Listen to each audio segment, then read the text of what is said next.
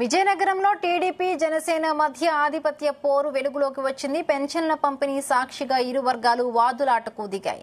విజయనగరంలో ఈ ఘటన చోటు చేసుకుంది. పెన్షన్ల పంపిణీకి జనసేనను స్థానిక టీడీపీ నేతలు దూరం పెట్టారంటూ ఆ పార్టీ మహిళ నిలదీసింది. దాంతో తనపైనే భౌతిక దాడికి దిగారని ఆమె ఆరోపించింది.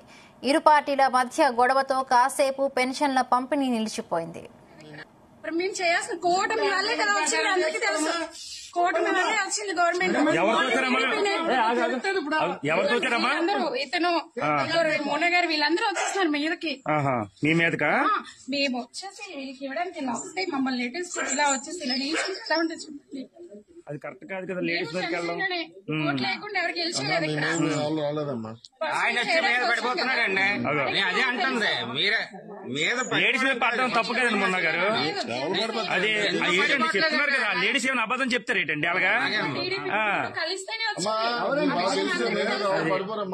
అమ్మ మీదకి వచ్చేస్తాను దాని అర్థం ఏంటి అంటే పక్క వెళ్ళిపోలే కాదు, మీదకి వచ్చేస్తే పక్క వెళ్ళిపోలే, మీదకి వచ్చేస్తే మరేంటి నిలబడితే తగులుతుంది. నీకు అర్థం అవ్వట్లేదు. సైలెంట్ గానే ఉంటాం. తప్పు కదా, అన్ఎడ్యుకేటెడ్ కాదు. ఇక్కడ ఎవరండి ఎడ్యుకేటెడ్ చెప్పండి, ఎవరు ఎడ్యుకేటెడ్ అందరూ అన్నారు కదా. అందరూ మీరు ఒక్కరు అయిపోతే కాదు, ఎడ్యుకేటెడ్ కోసం మాట్లాడకండి. అలాగే మాట్లాడకూడదు కదా. ప్రెసిడెంట్ లో చేయాలా? ఇన్ ప్రెసిడెంటా? ఇప్పుడు ప్రెసిడెంట్